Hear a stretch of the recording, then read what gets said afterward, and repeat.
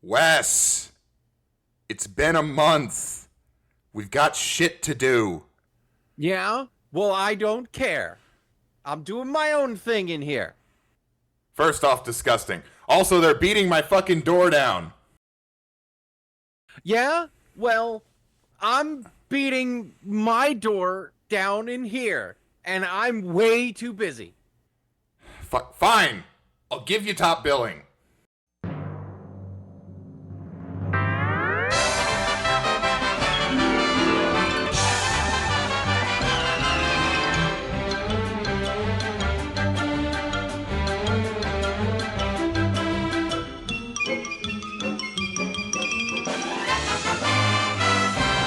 Howdy, everyone, and welcome back to Odar and I's discussion on Yuri Bezmenov's history of demoralization and demoralization tactics. I know you missed us, and Lord knows we missed you, not unlike the assassin's bullet to the back of the United Healthcare CEO's head. By God, Wes, the reception to that last video was really mind-blowing. Real talk, though, gents. Let's get right back into it. Enough lollygagging. We did the big complicated intro in the first video, and I know you want to get back to it. I want to get back to it. I'm pretty sure Odo wants to get back to it. So let's go ahead and jump right back into the video. And also, want to know what you all think out there on the internets. What did we miss anything? Did we overlook anything? Did we get anything wrong? Make sure you let us know in the comments. But without further ado, let's go ahead and continue the video. Wes, who the fuck is Oda? You? At least get my name right if you're gonna be trying to fucking steal my videos. It's not stealing if I'm better at it than you are. I mean, come on, man. Don't you fucking lie to yourself like that. Also, yes, we've got shit to do. Let's hit play. So, Yuri's got some shit to say this time around, and he's not gonna mince words. Oh yeah, no, he is. In this segment, he gets he starts talking about his past. He starts talking about the things that he had to do, that the Soviet Union forced him to do, and Yuri gets the closest I think you will ever see to angry in this segment, and it's quite the sight to see when you see a man as reserved as Yuri getting mad. You know, and we'll talk more about it when we get to it, but it is a sight. I relate so much to Yuri in this instance. I had to do so. We'll get into it another time, but I had to help enforce some COVID tyranny on a local level, and I can relate to why he's so angry at his past in this section. Let's begin.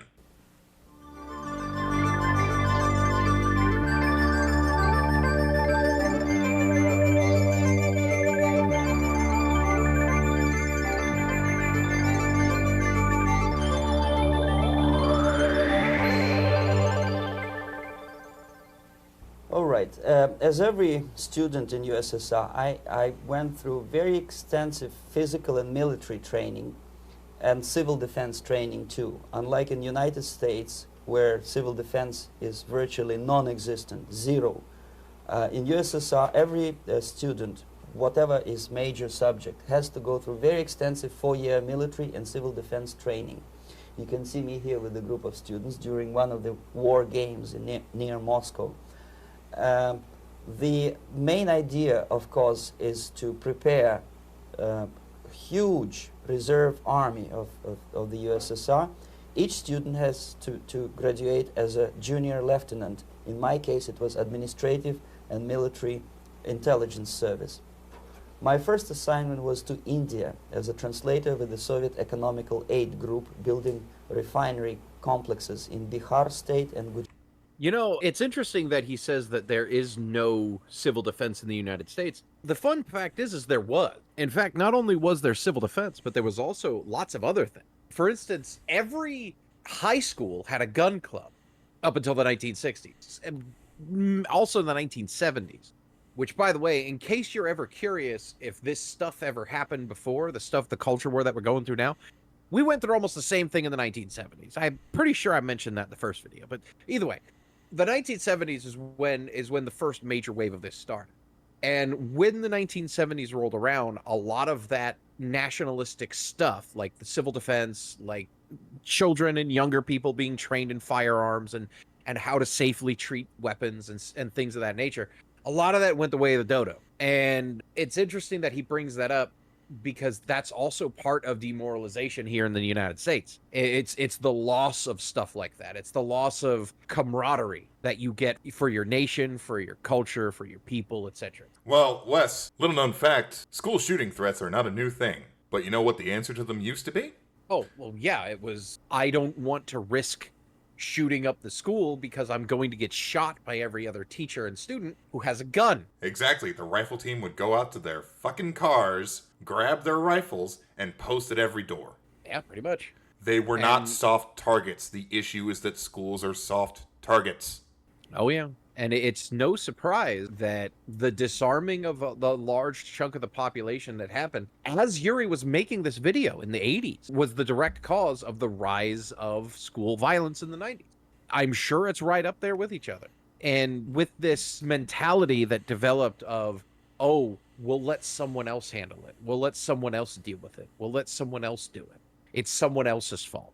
Not NIMBY, NIMBYism, not in my backyard. We'll handle these things, just not here. And, well, this group of people says it, and that group of people says it, and the other group of people said it. Well, where is it going to happen? Well, guess what? It doesn't happen now. Oh, we don't want guns around here.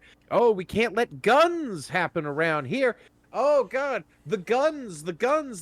Just like at the same time, they were blaming guns for violence. They were blaming rock music and Dungeons and Dragons for Satan worship. And they were blaming MTV for over-sexualization of the youth. So look back on MTV, that might have been part of the problem. But, I get it. I'm gonna get pregnant at the age of 16 so I can be on a reality show. Oh, God. Did you ever... See, you're a bit younger than me, so you might not remember it. But do you remember when MTV fully transitioned to reality shows, so like pseudo-reality shows? I don't remember it exactly, but I know roughly when it did happen. Because I grew up in the late 90s, in the 90s and early 2000s, right?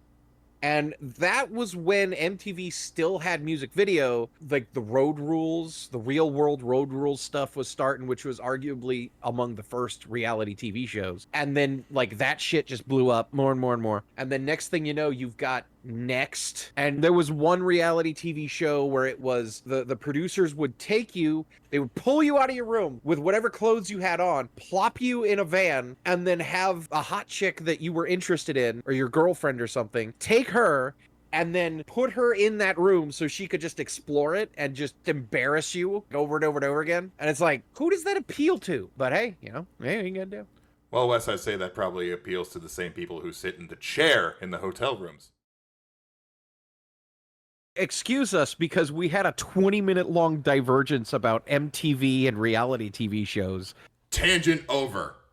Nah. The too long I cut it out part of that is, oh my god, the M in MTV actually used to stand for something? Yes, exactly. So anyway, back to complete demoralization.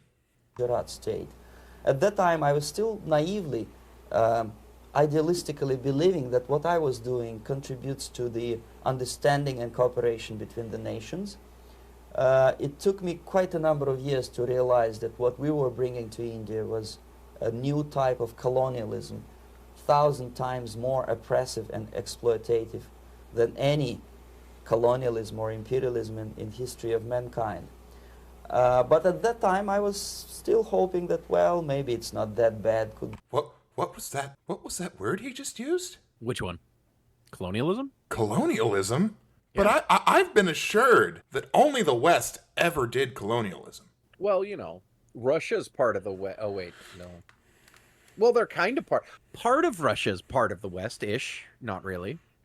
Now who? Wes, can you think of any other powers that have ever done colonialism, particularly right around this time in history? I mean, at this point, literally every nation that has ever existed has engaged in colonialism at some point. But remember, it's only bad when Europeans do it. But to answer your question more directly, China. That is, I believe, what you're thinking about.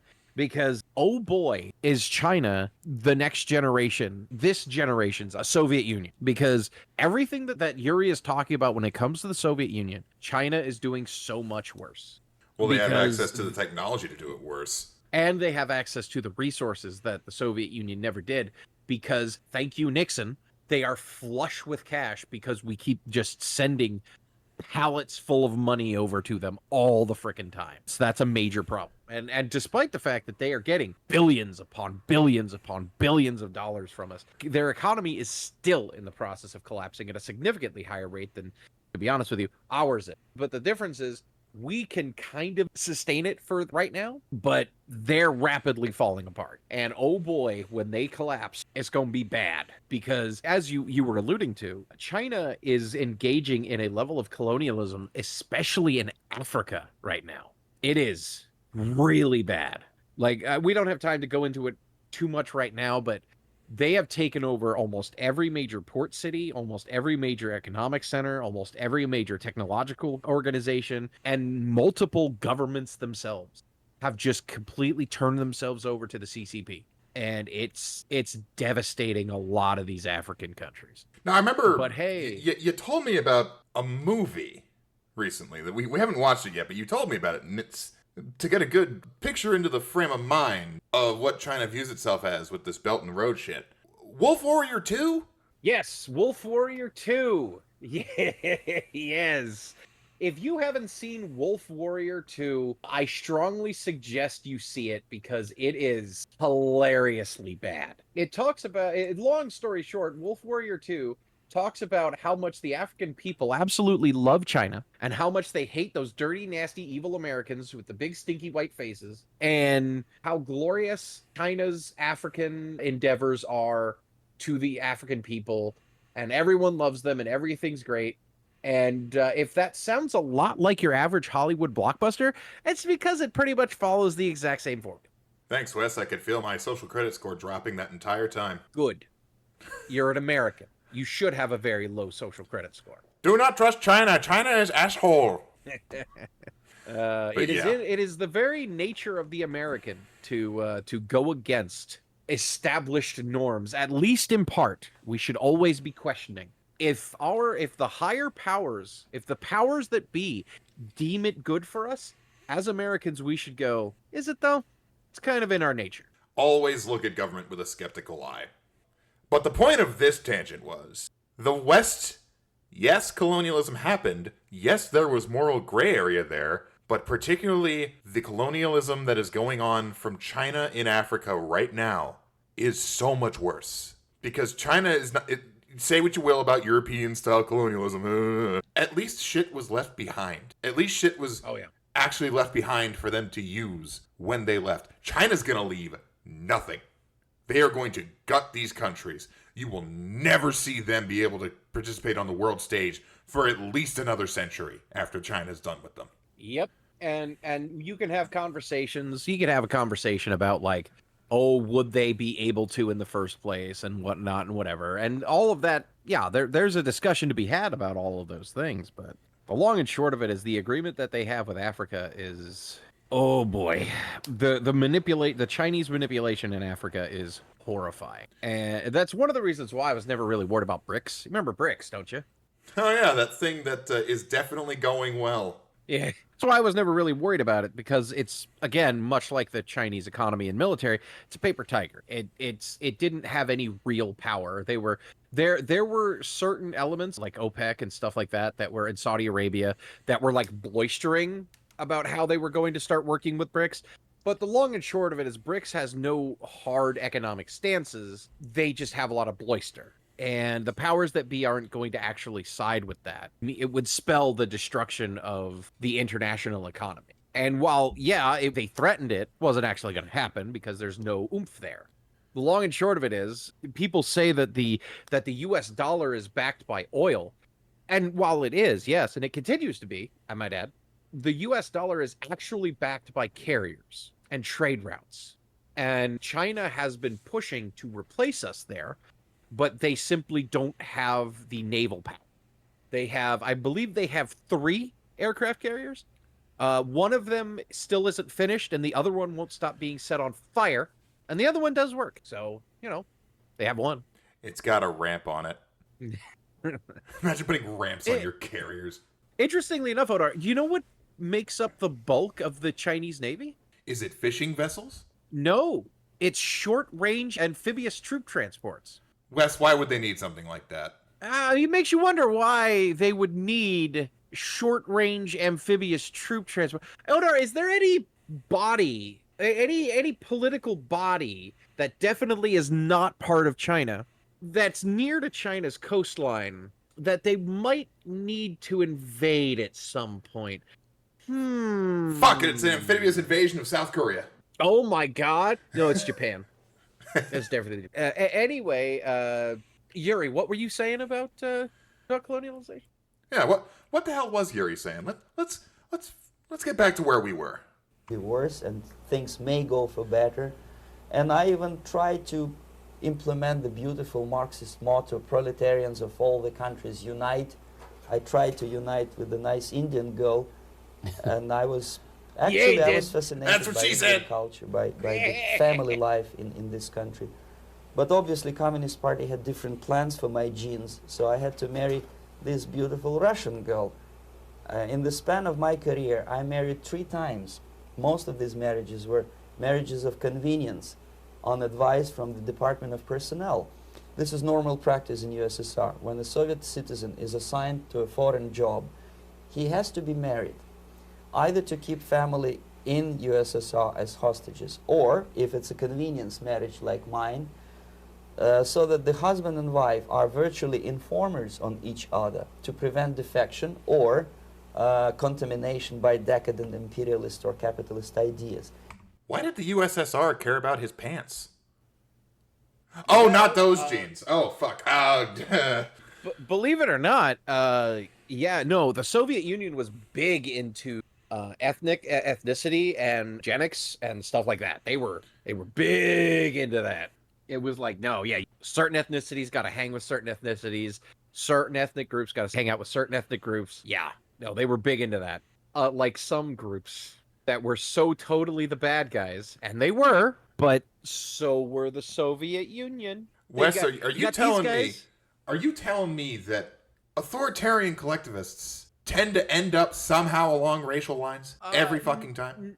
Not just along racial lines, but along the same types of lines in the end. They will always end up tearing on those lines, yes. Are you telling me that perhaps if you were to imagine it like a coin, fascism is on one side of it, and perhaps, let's say, communism is on the other? Oh, yeah. You could say that.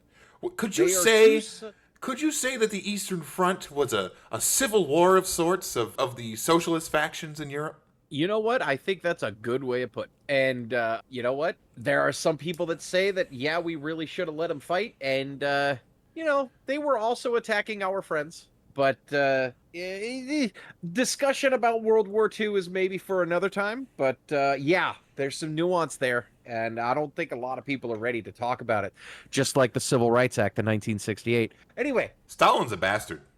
In my case, I hated that girl so much that the moment I landed in Moscow, we were divorced, and I married later, second time. By the end of my first assignment in India, I was promoted to the position of public relation officer. You can see me here translating a speech by a Soviet boss. And you're on the right. I'm on the right here, yes. And the occasion was commissioning of the refinery complex in Bihar, Barauni. Back in Moscow, I was immediately recruited by Novosti Press Agency, which is a propaganda and ideological subversion front for the KGB. 75% of the members of the Novosti are commissioned officers of the KGB. The other 25 are, like myself, co-opted agents who are assigned to specific operations. In this particular case, you can see me talking to students of Lumumba Friendship University in Moscow. This is a huge school under the direct control of the KGB and Central Committee, where future leaders of the so-called national liberation movements are being educated and selected carefully. And some of them have absolutely, this, for example, is a group of students from Lumumba. They don't look like students at all. They look more like military, and that's exactly what they were. They were dispatched back to their countries to be leaders of the so-called national liberation movements, or to be translated into normal human language, leaders of international terrorist groups. Whoa. Are you saying that perhaps intelligence agencies sometimes recruit and train foreign terrorists? And domestic terrorists. Oh my god! Right? Man, I am shocked. I am shocked that alphabet agencies that are focused on intelligence gathering would do anything against their own population. I am shocked. Oh, Odar, definitely don't cut to several news articles, a spread of several news clips here of the FBI and the CIA doing really crazy nefarious shit to the American people. Don't do that while I'm talking right now. Odar, don't do that, because that would be really difficult for you in the editing part of this. Don't do that, Odar. Don't cut to the Tuskegee experiment or MK Ultra or that one that they did where they sprayed crazy nasty stuff over San Francisco. Don't do that, Odar, because that'd be bad. That's a conspiracy theory, Odar. Don't do that. It's a conspiracy theory that there's a reason I keep having you on these fucking videos. This edit now devoted to the brave Mujahideen fighters fighting against Soviet tyranny. Oh God. You know, like Osama bin Laden. Anyway. Oh my God. By the way, the National Liberation Front. Oh boy. Odar, have you ever heard of a little organization called the People for the Ethical Treatment of Animals? It might ring a bell. Yeah, PETA, as it's also known. Did you know that they have a sister organization? Do you know what that's called? It's something like the Liberation of Animals Front, isn't it? It's the Animal Liberation Front. Oh my God. Yeah. See, here's the thing. When you start going down the rabbit hole of socialist and specifically Soviet demoralization and Soviet tactics, Soviet destabilization tactics, you will recognize words, phrases, names, and titles and symbols all throughout modern culture for the last 30 years.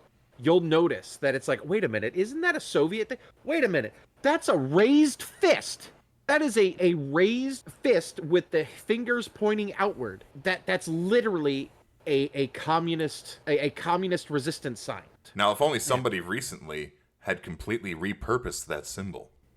Yeah. Guess what? It's going to continue to be repurposed by collectivist authoritarians forever. Which is why you should really, instead of looking at the people who are saying these horrible things, you should think more about what they're saying and why they're saying it. Because while the people will always change, the definitions of what they say and how they say things will remain the same. Collectivist authoritarianism will always ring similarly. You have to learn how to pick it out. It always certainly rhymes. Yeah, exactly. Another area of activity when I was working for the Novosti was to accompany groups of so-called progressive intellectuals, writers, journalists, publishers, teachers, professors of colleges. You can see me here in Kremlin. I'm second on the left, with a group of Pakistani and Indian intellectuals. Most of them pretended they don't understand that we are actually working on behalf of the Soviet government and the KGB. They pretended that they are actually being guests, VIP intellectuals, that they are treated according to their merits and their intellectual abilities. For us, they were just a bunch of political prostitutes to be taken advantage for various propaganda operations. Therefore, you can see perfectly well the senior colleague of mine on the left doesn't really have that much respect on his face, and myself with a very skeptical smile, typical KGB sarcastic smile, anticipating another victim of ideological brainwashing. This is how a typical conference in Novosti headquarters in Moscow looked like. Sitting in the middle is Boris Burkov, the then director of Novosti Press Agency, high-ranking party bureaucrat in the Department of Propaganda. I am standing next to a famous Indian poet, Sumitranandan Pant. He was famous because he was an author. He was the author of a famous poem titled Rhapsody to Lenin. That's why he was invited to USSR, and everything was paid by the Soviet government. Pay special attention to number of bottles on the table. This is one of the ways to kill the awareness or curiosity of foreign journalists. One of my functions was to keep foreign guests permanently intoxicated the moment they land at Moscow airport. I had to take them to the VIP lounge and toast to friendship and understanding between the nations of the world. Glass of vodka, then a second glass of vodka. And in no time, my guests would be feeling very happy. They would see everything in kind of pink, nice color. And that's the way I had to keep them permanently for the next 15 or 20 days. At certain point in time, I had to withdraw alcohol from them so that some of them who are the most recruitable would feel a little bit shaky, guilty, trying to remember what they were talking last night. That's the time to approach them with all kind of nonsense, such as joint communique or statement for Soviet propaganda. I had my honeymoon in Moscow. It was wonderful. It was beautiful. Yeah, ain't that the truth? So this is, by the way, what he is talking about is the classic stuff that if you look back, in the 60s and the 70s and the 80s to politicians like a certain healthcare-loving millionaire. It's just the billionaires who are the problem, Wesley. Yeah, exactly. No, if you look back on the things that Bernie Sanders and people like that have said, you will notice that, they're talking about parties like this. They're talking about gatherings like this, and it's because this is what it's for. And the use of alcohol in order to ply them and make them more malleable and make them easier to manipulate and things like that. That's an age-old tactic. That goes back far before the Soviet Union. An interesting tidbit is on top of this. If you look at, I can't remember which hotel it is, but I think it's like the Moscow Hotel or something of that nature. It's a very famous hotel that still operates. It's got a very, very nice restaurant, very, very nice rooms. Like, it continues to be renovated. But one of the interesting things is there's a whole honeycomb network of rooms that interconnect with each other and entire subfloors that are above and below each regular floor that the KGB used to spy on every single person in those rooms. And that's where all the dignitaries stayed. That's where the president would stay when he was visiting Moscow. That's where all of the people of importance would stay when they're visiting Moscow, and every single one of them would be spied on a regular basis. And you could, like, they're open about it now because they don't use it anymore, because I'm sure they don't need stuff like that to spy on foreign dignitaries anymore. But they used to use this stuff, and they're open, and it's insane how intricate and complicated these tunnels and these doors and these back rooms and all this stuff is for, and it was all part of it. Is all part of it. It's part of this intricate intelligence gathering network that the KGB had. And if you think that the CIA and MI5 didn't do this type of thing, you're deluding yourself. The CIA and MI5 are every bit as bad, just with a different flag behind. A little bit of free business advice as well. Keep in mind, if the person that you are having a meeting with is providing you with alcohol. If they're doing that, see what they're drinking too. If what they're drinking looks substantially less strong than what you're being offered, do not accept that drink. Oh, and you wanna talk about manipulation through alcohol?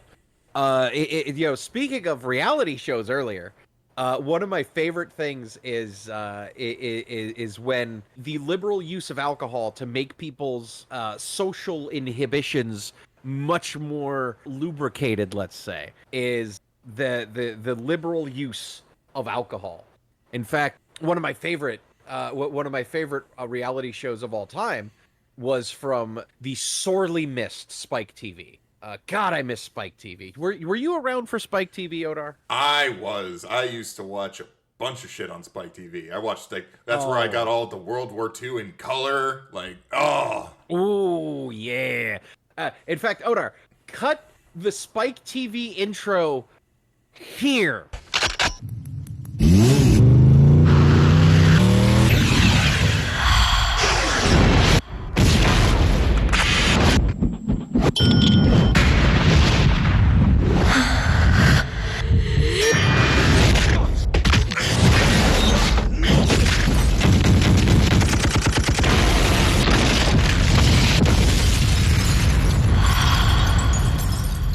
And if you think that that was fun, one of my favorite reality TV shows was The Ultimate Warrior. And dear Lord, they used alcohol to just enhance. Nothing makes better television than sticking a dozen roided out, tap out wearing, tribal tattoo clad gym bros in a house together, fighting whose job it is to fight each other and just hop them up on alcohol and whey protein. You know, like that really was indicative of a greater time.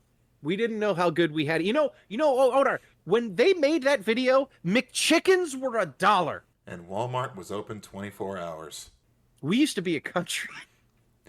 We used to be a proper goddamn country.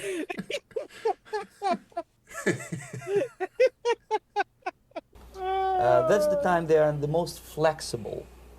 And of course, what they didn't understand, they didn't realize or pretended not to realize, that myself, who was drinking together with them, was not drinking at all. I had ways to get rid of alcohol through various techniques, including special pills which were given to me by my colleagues. But they were taking it seriously. In other words, they would consume quite large volumes of alcohol and feel quite uneasy next morning. In 1967, the KGB attached me to this magazine, Look magazine. A group of 12 people arrived to USSR from United States to cover the 50th anniversary of October Socialist Revolution in my country. From the first page to the last page, it was a package of lies, propaganda cliché, which were presented to American readers as opinions and deductions of American journalists. Nothing could be far from truth. These were not opinions. They were not opinions at all. They were the clichés which the Soviet propaganda wants American public to think that they think. If it does make any sense at all. It sure does, because from the viewpoint of the Soviet propaganda, although there are some subtle criticisms of the Soviet system, the basic message is that Russia today is a nice, functioning, efficient system supported by majority of population. That's the biggest lie. And of course, American intellectuals and journalists from Look magazine elaborated on that untruth in various different ways. They intellectualized that lie. They found all kinds of justifications for telling lies to American public. Excuse me, it was partly your job to make sure that they got these ideas, yes, and accepted them as their own ideas. Right. Actually, even before they arrived to USSR, and they paid astronomical sum of money for that visit, they were submitted, this Novosti Press agency developed so-called backgrounders, 20-25 pages of information and opinions which were presented to the journalists even before they bought their tickets to Moscow. They had to analyze the situation, and judging on their reaction to that backgrounder, the local Novosti representative or local Soviet diplomat in Washington, D.C. would assess whether they be given visa to USSR or not. So but they were selected ahead of time. Oh yes, they were pre-selected very carefully, and there is not much chance for honest journalists to arrive to USSR and to stay there for 1 year and to bring this package of lies back home. This, for example, is a centerfold of the Look magazine. They presented this monument erected by Communist Party in Stalingrad as the symbol, personification of Russian military might. And they said in the article, which is published on the site, that Soviets are very proud of the victory in the Second World War. This is another big myth, a lie. No sensible people would be proud to lose 20 millions of their countrymen in a war which was started by Genoese Hitler and Comrade Stalin and paid by American multinationals. So back to World War II for a second. That thing I was saying about it being a socialist civil war on the Eastern Front, this isn't talked about too much, these days at least. There are some people who do talk about it, but the Soviets and the Nazis were in a full trade union bordering on military alliance, depending on how you look at the division of Poland, right up until the Nazis backstabbed them. Had things gone ever so slightly differently, it would have been the Allied powers versus Japan, Germany, Italy, and Russia. The To a Soviets certain were extent. not the good guys. They were the Oh, enemy no. of my enemy in the end. Yeah, absolutely. As Yuri said, he grew up. His first memories were of the United States being a noble ally against the evil fascists, to the evil capitalist imperialist dogs who are putting beetles in our potatoes. That's why there's no potatoes. You know, Yeah.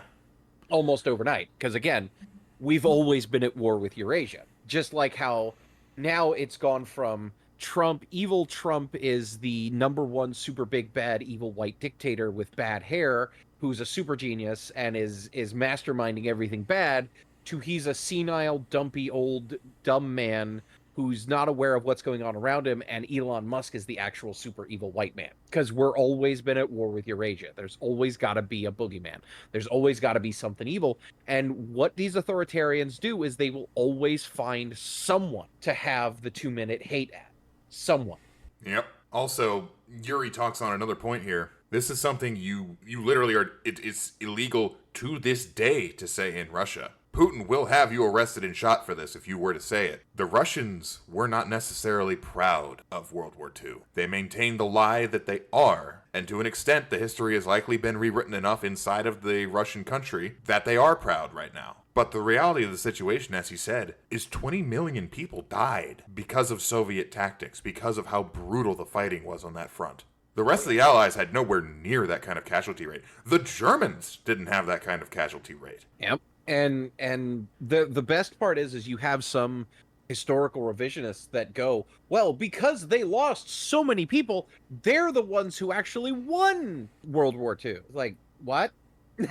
Oh my Congratulations. You had the most of your guys killed. Good job. Russia only was able to even participate in the Second World War beyond getting completely steamrolled because a couple of years prior, America taught them how to industrialize. Well, it's not just that we taught how to industrialize, it's because we literally gave them everything. Lend-Lease. They still haven't necessarily paid it all back. Well, they never will. No, they won't. But Lend-Lease, one of the things that because whenever you hear someone saying that bullshit, you simply go Lend-Lease, because the Lend-Lease Act was the United States fitting the bill for, at the time, millions upon millions of dollars worth of ammunition and rifles and clothing and food and shelters and everything, and cars and trucks and engine parts and tank parts and all of these, and plane parts and all of these things that all of our allied nations used to fight the Axis powers were all coming out of the United States. You know those Spitfires that Britain is so proud of? You know how Britain held the line? Remember that? Oh, we held the line. Yeah. Who held the line, though? How did you hold the line? Because you were wearing American boots when you were holding that line. You were using American engines when you were holding that line.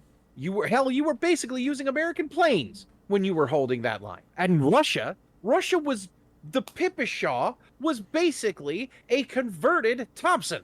Like, like, it was fueled entirely by the American war machine. And we can get into how dangerous that became after World War II, but again, topic for another time. And we'll get there, just not today. Oh yeah, we will get there. Most of the Soviet citizens look at this type of monuments with disgust and sorrow, because every family lost father, brother, sister, or child in the Second World War.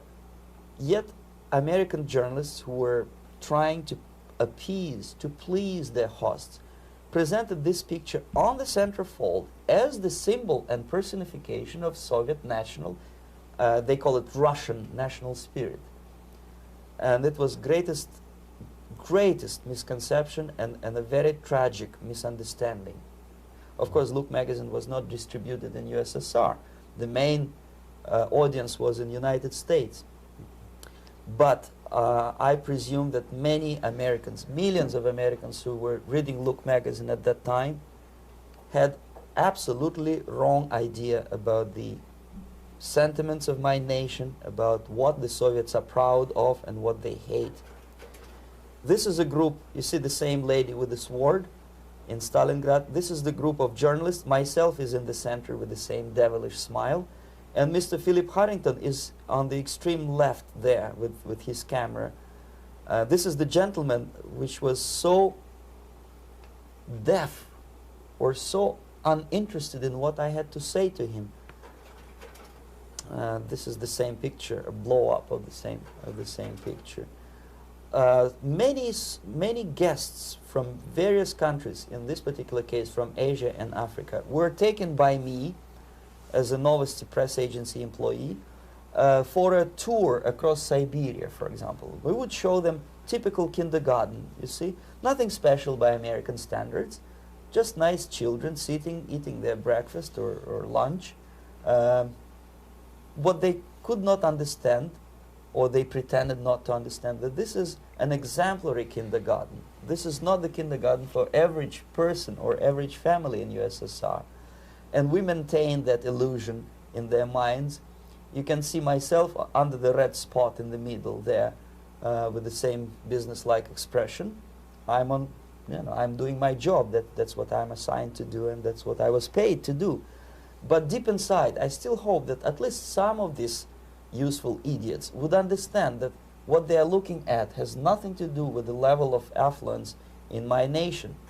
This is a better picture which reflects the true spirit of the Soviet childhood. This picture was printed in a Canadian government publication by mistake.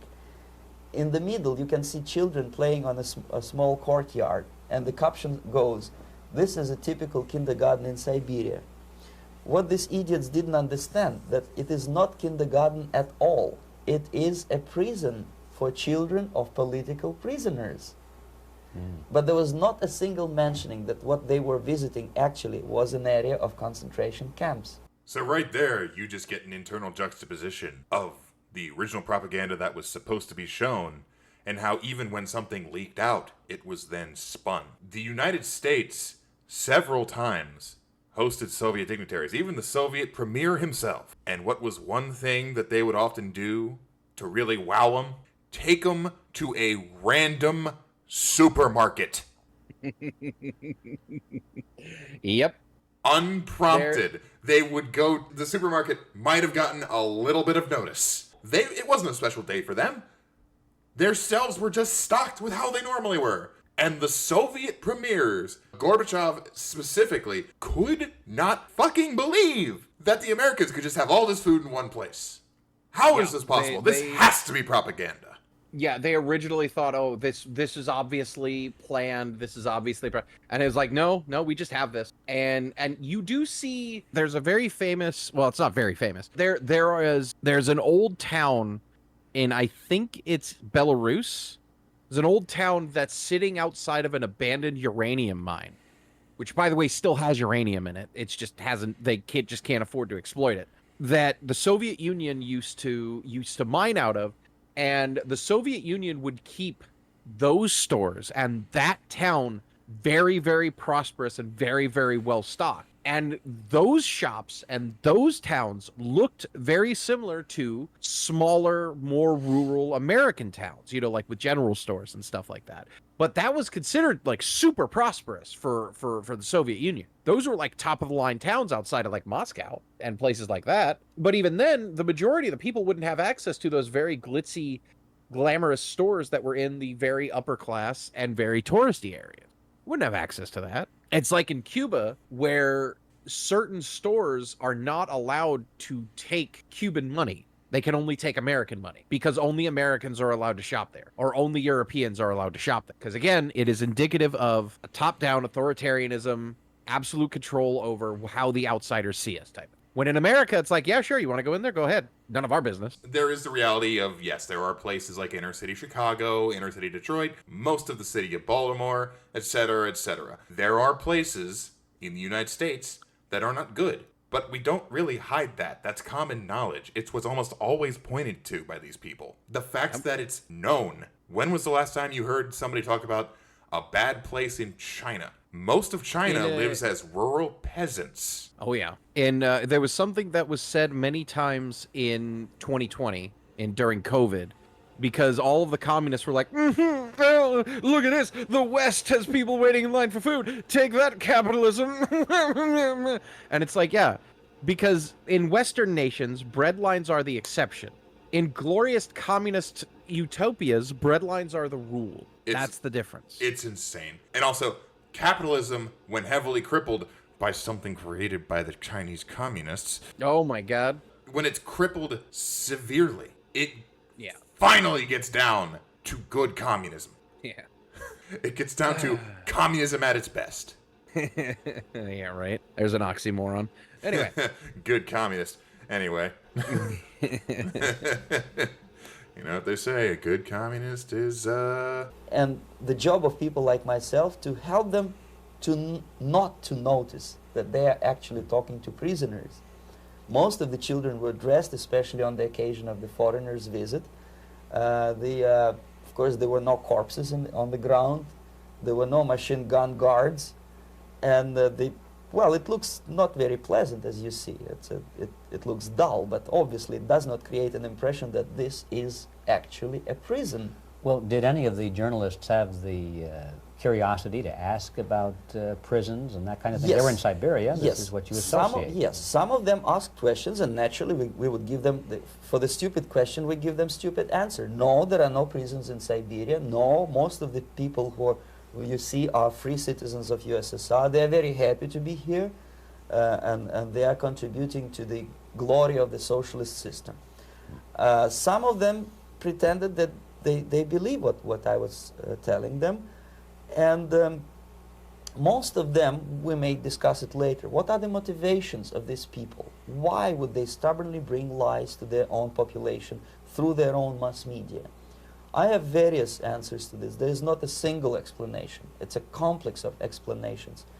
It's fear, pure biological fear. They understand that they are on the territory of an enemy state, a police state. And just to save their rotten skins and their miserable jobs, their affluence back home, they would prefer to tell a lie than to ask truthful questions and report truthful information.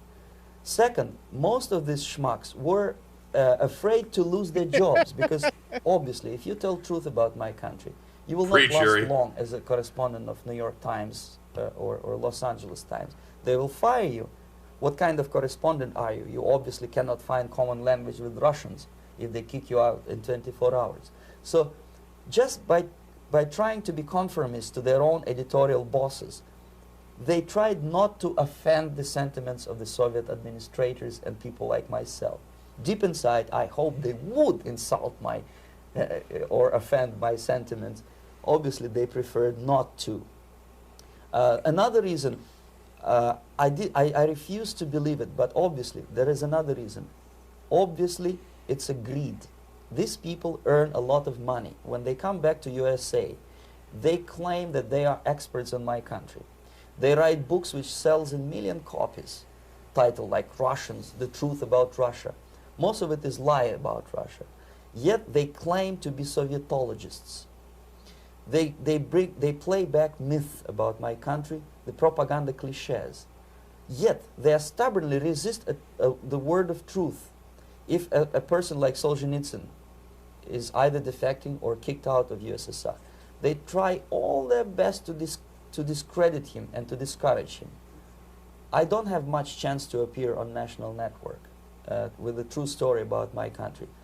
But a useful idiot like Henry... Real quick, Solzhenitsyn, the man he's talking about there, is Alexander Solzhenitsyn, writer of a incredibly detailed and ridiculously depressing but absolutely necessary piece of work called the Gulag Archipelago. For those of you who don't know what the Gulag Archipelago is, it is one of the rawest and most honest telling of how bad the Soviet Union was when it comes to censorship and total social control and things of that nature until Yuri came forward. Like, very few things told just how bad things were inside the Soviet Union than the Gulag Archipelago. Like, it was Yuri and it was what's his name that started speaking out publicly against what happened in Chernobyl. Can't remember his name. It's this guy, that guy, Odar. Put him up. That guy right there. Thank you, Odar. No, these were absolutely necessary whistleblowers, and history remembers them fondly, with the exception of the useful idiots who still remain of the your tankies, your literal communists, stuff like that. Because big surprise, Odar, I know you'll be shocked by this, but there are people who's claimed that Alexander Solzhenitsyn was a fascist. Would this be people similar to the chairman of the, for some reason exists, American Communist Party? It's literally everyone that I disagree with is a fascist. It's those people. Yeah, in case you missed it the other day, Wes. Mm-hmm. A historical date passed, the birthday of one Joseph Stalin, one of the most bloodthirsty tyrants in the history of mankind. And this man, the chairman of the American Communist Party, came out and said, "Happy birthday, Stalin, one of the most influential leaders of the 20th century. I am a proud tanky and would love to bring his ideas to the United States. I will fight to my dying fucking breath to make sure a man like that never gets power over this country." Yeah, that is the proper response. And of course, the other proper response to that is to make sure you celebrate the death of Stalin by watching The Death of Stalin on his death day. Fantastic movie. Oh, yeah. Fuck Stalin. And also based Zhukov. Yes. Odar, put the video of Zhukov taking off his coat here.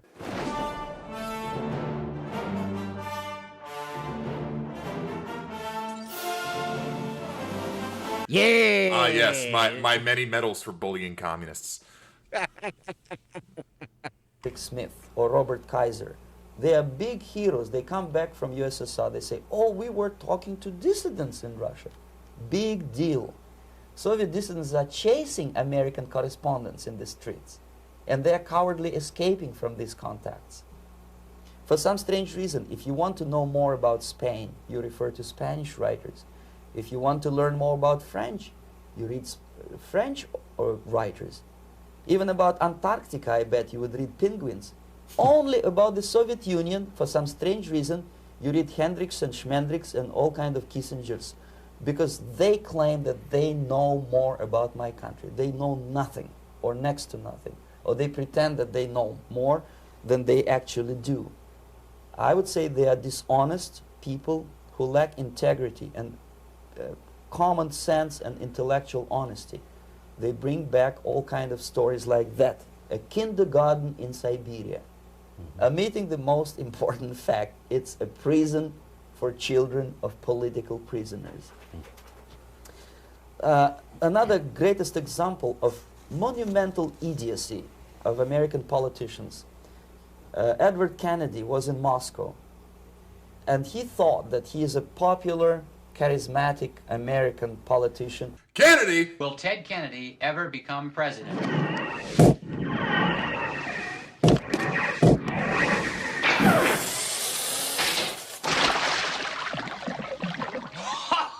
Oh, I guess not, eh, kid? Good old Ted Kennedy. Good old Ted Kennedy. The Kennedy family has never had ties to the Soviet Union, was never played by them, ever.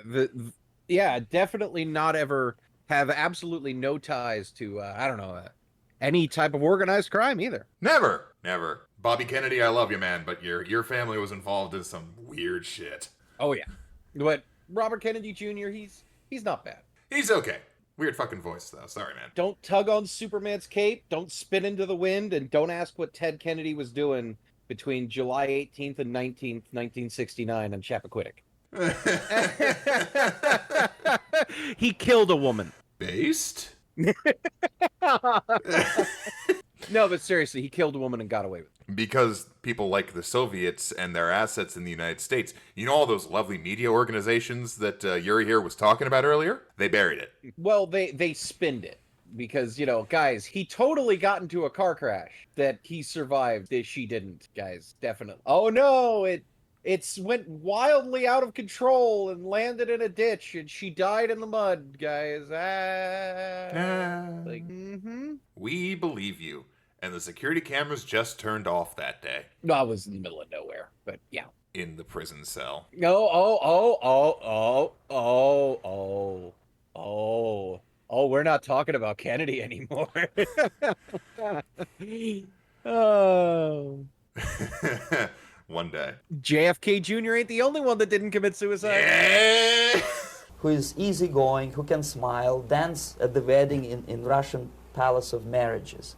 What he did not understand, or maybe he pretended not to understand, that actually he was being taken for a ride. This is a staged wedding, especially to impress foreign media or useful idiots like Ed Kennedy. Most of the guests there, they had security clearance and they were instructed what to say to foreigners. This is exactly what I was doing. You can see me in the same damn wedding palace in Moscow where Ed Kennedy was dancing here. You see, smiling. He thinks he's very smart. From the viewpoint of Russian citizens who observe this idiocy, he's narrow-minded, egocentrical idiot who tries to earn his own popularity through participation in propaganda farces like this. Here you can see myself. On the right, again, exemplary Soviet bride. On the left, 3 journalists from various countries, Asia, Africa, and Latin America. Obviously, they enjoying the situation. They will go back home and write the reports. We were present on a regular Soviet wedding. They were not present on a regular Soviet wedding. They were present, they were part of a farce, of a circus performance.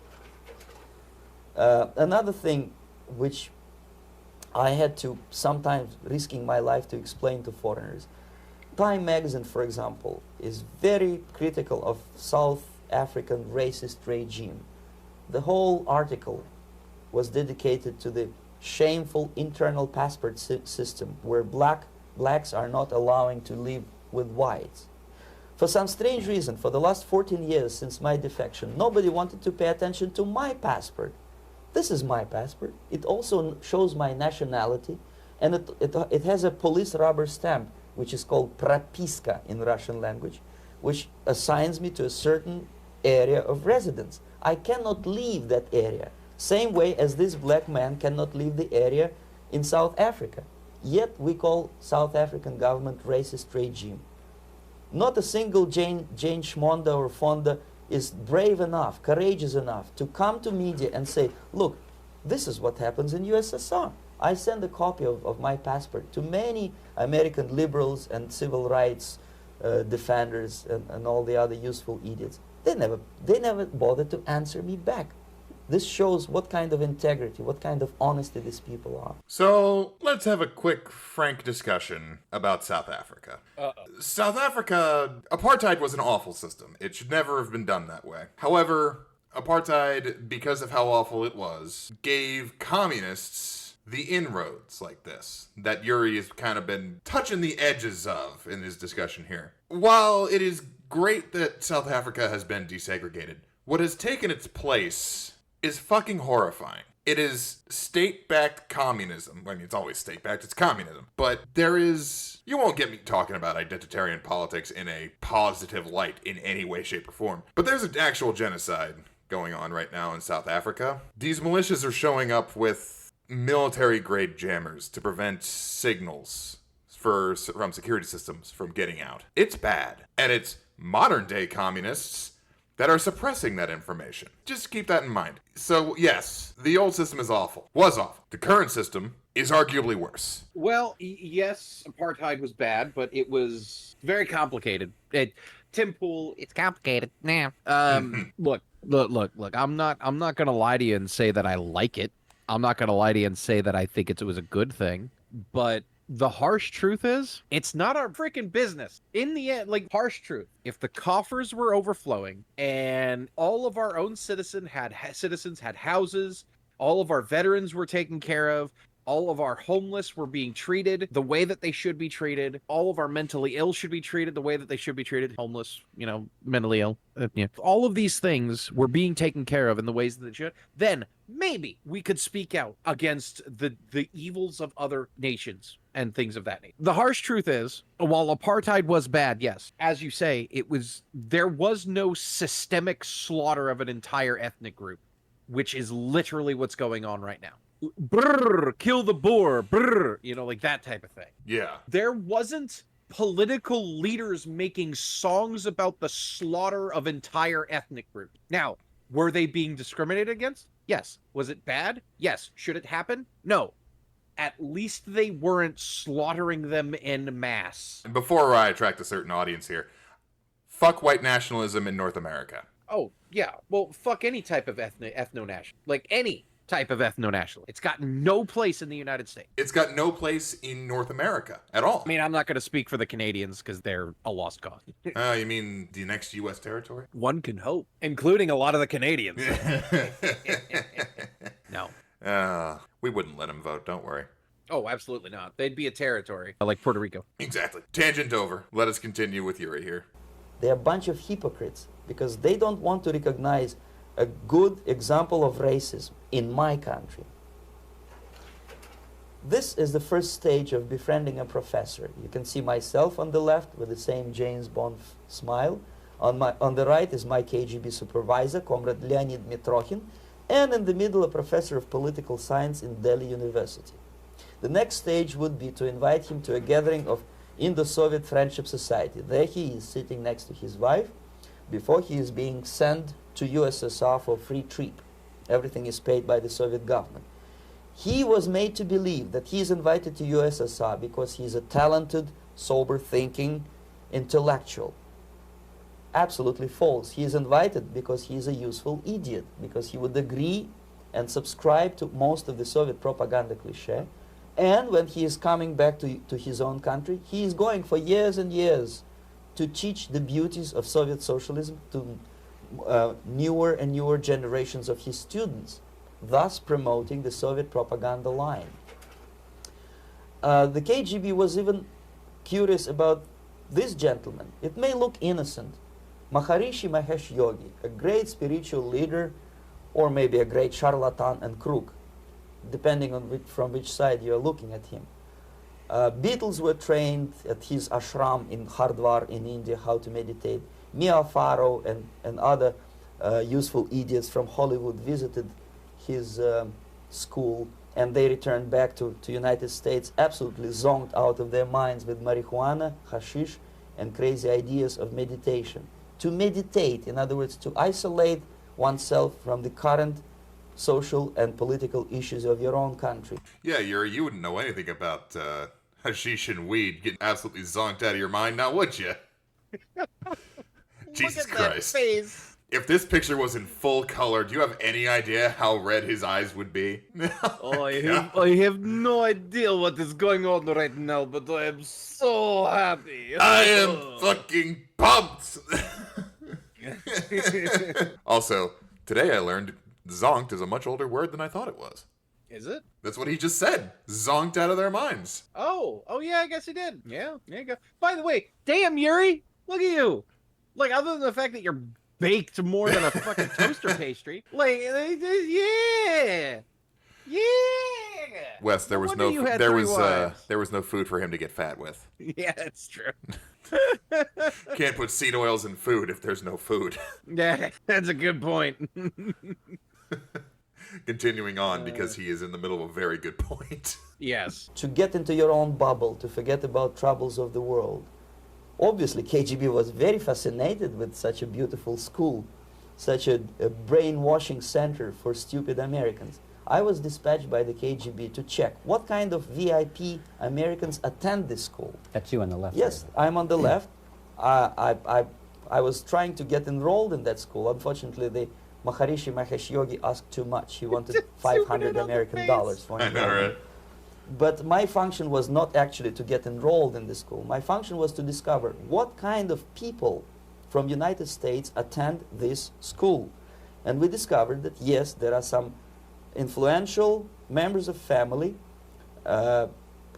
public opinion makers of United States who come back with the crazy stories about Indian philosophy. Indians themselves look upon them as idiots, useful idiots. To say nothing about KGB, who looked at them as extremely naive, misguided people. Obviously, a VIP, say a wife of a congressman, or a prominent Hollywood personality, after being trained in that school, is much more instrumental in the hands of manipulators of public opinion and KGB than a normal person who understands, who looks through this type of fake religious training. Why would they be more susceptible to manipulation? I just mentioned that because, you see, a person who is too much involved in introspective meditation. You see, if you carefully look what Maharishi Mahesh Yogi is teaching to Americans, is that most of the problems, most of the burning issues of today can be solved simply by meditating. Don't rock the boat. Don't get involved. Just sit down, look at your navel, and meditate. And the things, due to some strange logic, due to cosmic vibration, will settle down by themselves. This is exactly what the KGB and Marxist-Leninist propaganda wants from Americans, to distract their opinion, attention, and mental energy from real issues of the United States into a non-issues, into a non-world, non-existent harmony. Obviously, it's more beneficial for the Soviet aggressors to have a bunch of duped Americans than Americans who are self-conscious, healthy, physically fit, and alert to the reality. Maharishi Mahesh Yogi obviously is not on the payroll of the KGB. But whether he knows it or not, he contributes greatly to demoralization of American society. And he's not the only one. It really does make you wonder why this type of stuff got popular. You know, this incredibly narcissistic view. Because, I mean, full disclosure, man, I was in the martial arts for a while. I know my way around meditation. I know my way around self-reflection. I know my way around that type of stuff. But as Yuri says, it's more important how you use it, more than the fact that you use it. Because if you use it to center yourself and focus and kind of process what has gone through the day, the previous day, what will happen tomorrow, and kind of center and focus yourself, get yourself ready, all that good stuff, you know, balance yourself out so you can take on the world, that's one thing. But if it's part of this self-obsessed, narcissistic, I am better than the average person because I know how to do self-reflecting, craned yoga, lotus pose, which allows me to huff my own farts 30 degrees better than the next guy, you know, that's bad. That's the bad stuff. You don't want to do that because that's where the stuff that he's talking about factors in, you know, and the Beatles, holy shit. You want to talk about a transformation. Yeah. You want to talk about ideological subversion. Whoo, the stuff that happened to the Beatles. You can just look at their album covers as they went on. That's all. Like, Yeah. You can see just how out of their minds they ended up being. And then, you know, Yoko. Yeah. The less said about her, the better. There are hundreds of those gurus who come to your country to capitalize on naivete and stupidity of Americans. It's a fashion. It's a fashion to meditate. It's a fashion not to be involved.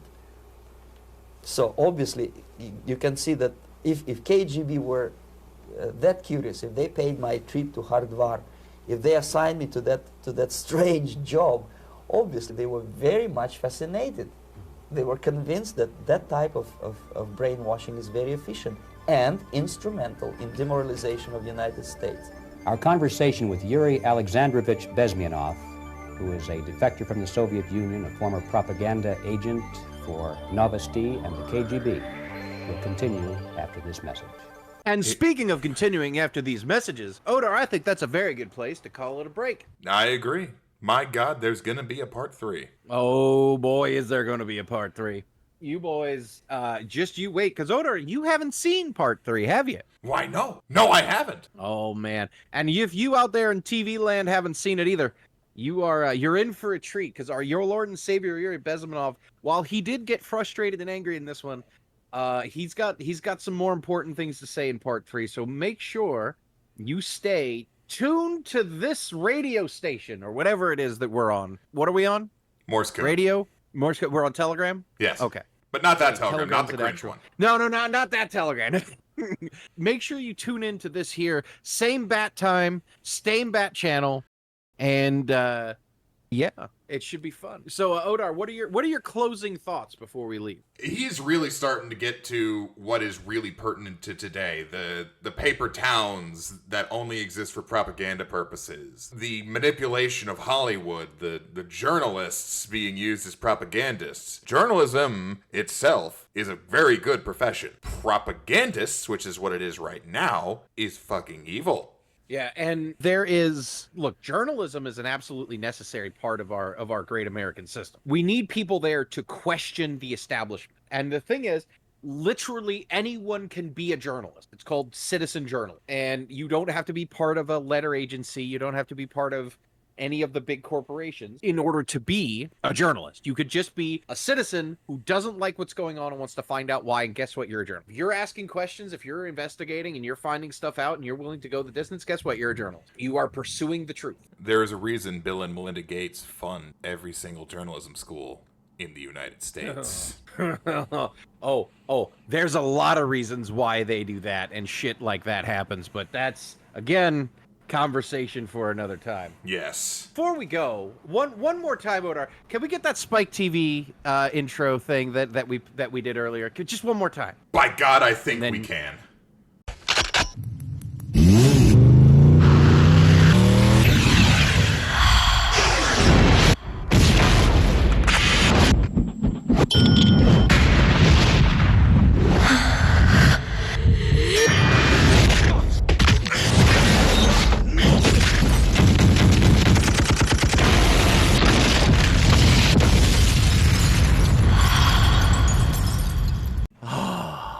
Yeah. You want to know what my personality is in 30 seconds? It's that right there. But anyway, ladies and gentlemen, I hope you all enjoyed this. Lord knows we did. And stick around for part 3 and let us know what you think in the comments. Next time, faster than a month, hopefully.